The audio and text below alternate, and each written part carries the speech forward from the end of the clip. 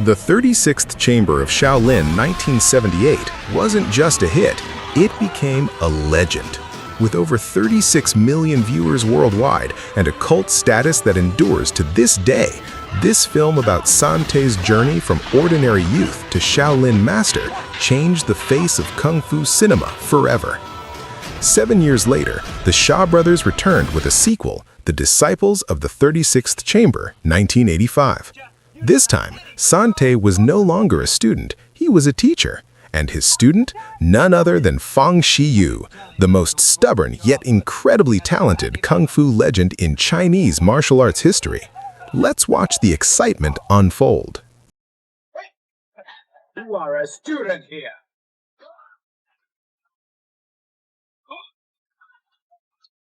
The film begins with a Kung Fu tournament in the Manchu Dynasty.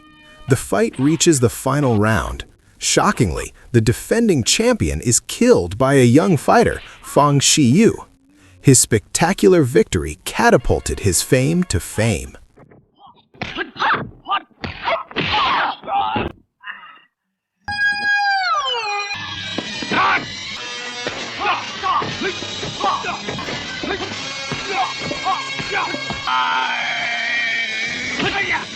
Fong Shiu is known for being extremely rebellious and arrogant. In this film, his personality is even worse than Jet Li's character in Fong Shiu 1 and 2. As punishment for constantly running away from school and rebelling against teachers, his mother tied his feet to his older siblings' feet to ensure constant supervision. Even as an adult, he still studied with the kindergarten children at his father's own school. Ministry of Education officials visited the school. However, instead of upgrading its accreditation, the school was closed because the Manchu government disliked schools staffed only by Guangdong people. Shiu played a trick on the officials, causing them to become frightened.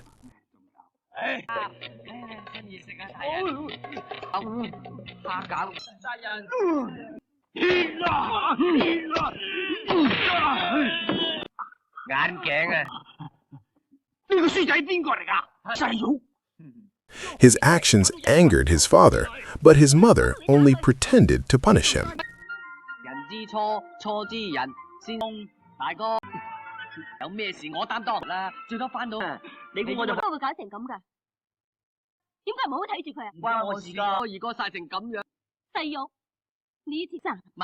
While flying a kite at a cemetery, Shiyu's kite hit monk San Te.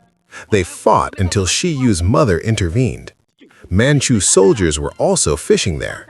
Shiyu hid their fish, provoking their anger. San Te intervened, but Shiyu assumed he was part of the Manchus.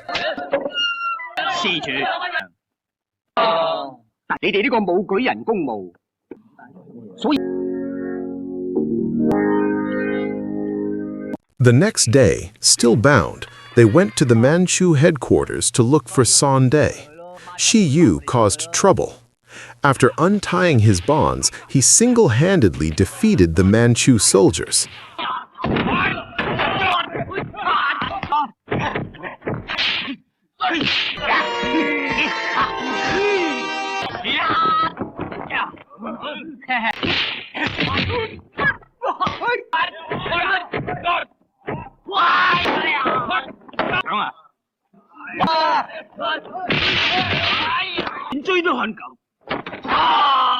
The Manchu soldiers came to the school, demanding Shiyu's handover within 3 days. The father wanted to hand Shiyu over to the Manchu government, but his mother refused. She suggested sending her 3 children to the safety of the Shaolin Temple. The Shaolin master initially refused, knowing they were only seeking refuge. After their mother cried and pleaded, the master admitted them to the 36th room. Shiyu became emotional when he learned his master was San Te. 3 days passed. Shiyu's mother begged the school not to close, but the Manchus imposed a condition that she marry their leader.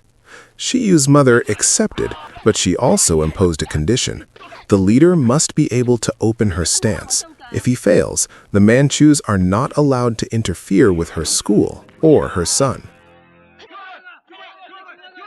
In Shaolin, Shiyu underestimates the speed and balance training in the 36th room, as he can already do it easily.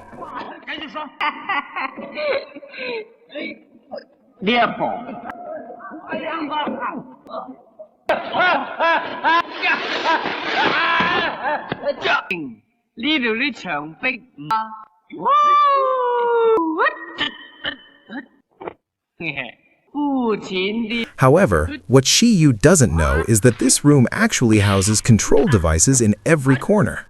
San Te steps in to teach him not to be arrogant.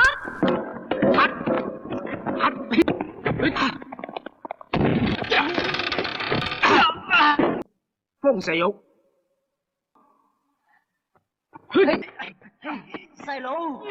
Shiyu realizes that his training is far from sufficient, and he begins to respect his teacher's abilities.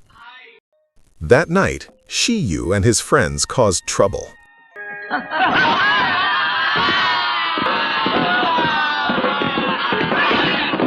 As punishment, they were forced to work all day.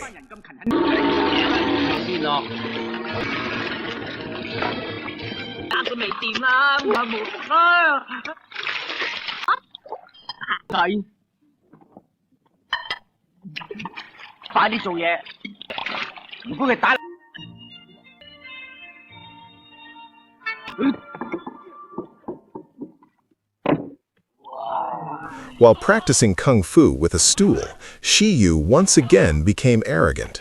Monk San Te immediately instructed him. All the students were ordered to stop and watch the fight. From that fight, Shiyu began to appreciate his teacher's greatness.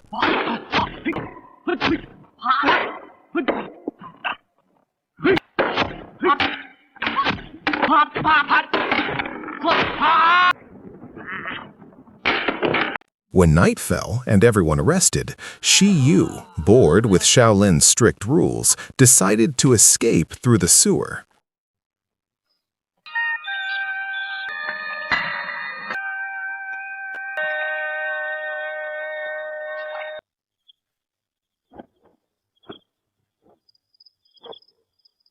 Shiyu goes to a Manchu festival at the governor's residence.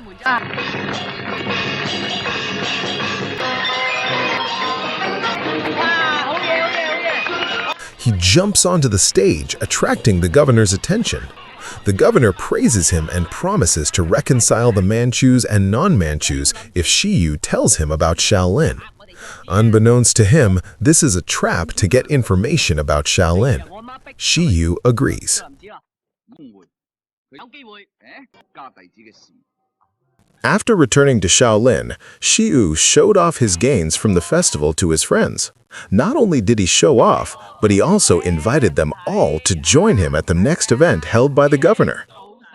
The next day, they continued training as usual.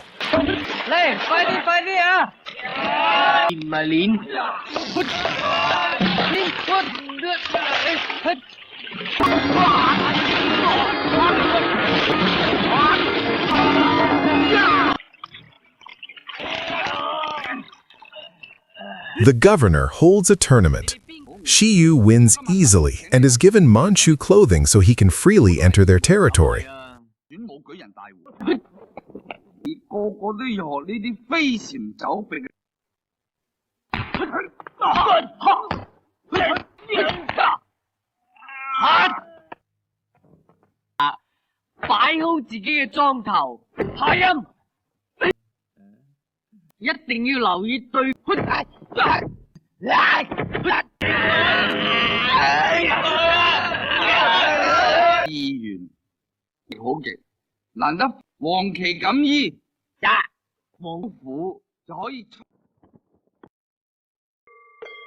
At Shaolin, Shiyu shows off the clothing the governor gave him to his friends.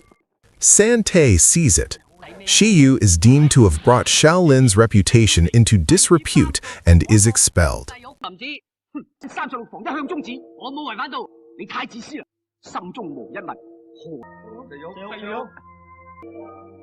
Yu told the governor everything. The governor actually wanted to kill Yu, deeming him useless. However, his assistant suggested killing all the Shaolin disciples to prevent any further interference. The governor agreed. Yu was then given invitations to give to his friends.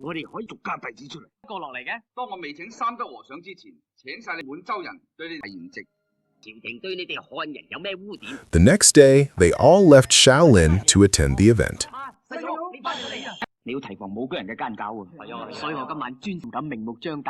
Realizing that Yu and other students were in danger, monk San Te and Yu's mother, disguised as a bride and groom, enter the banquet.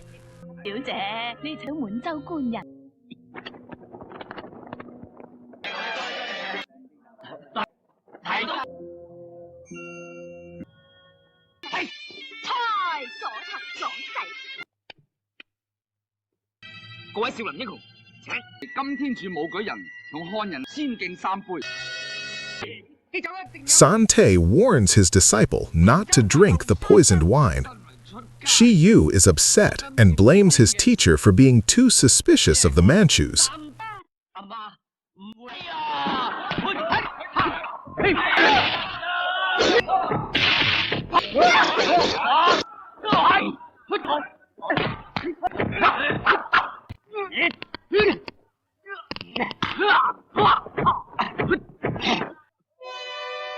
When the poison takes effect, Yu realizes he has been lied to by the governor.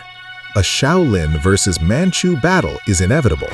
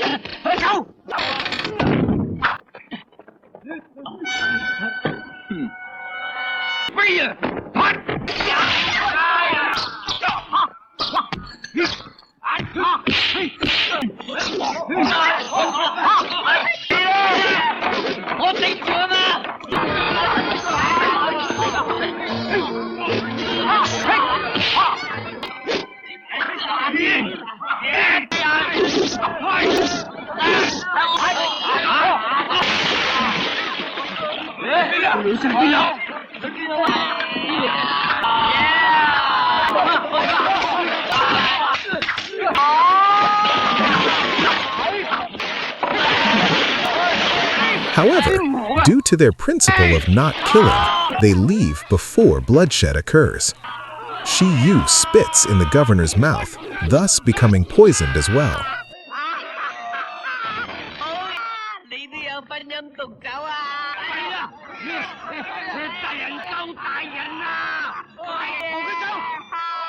The film ends with Yu recovering from the poisoning. He is welcomed back into the 36th chamber. However, Yu pretends to be ill to gain attention, but San Te finds out. So, that's the complete synopsis of Disciples of the 36th Chamber. Isn't it exciting to see the wayward Fong Sai-yuk finally learn to respect his teacher? The good news is, this trilogy isn't over yet. There's still Part 3, Return to the 36th Chamber, which has an equally engaging story. Intrigued? Stay tuned for the next review. If you enjoy content like this, don't forget to subscribe, like, and turn on the notification bell so you don't miss future videos. Thanks for watching. See you in the next review.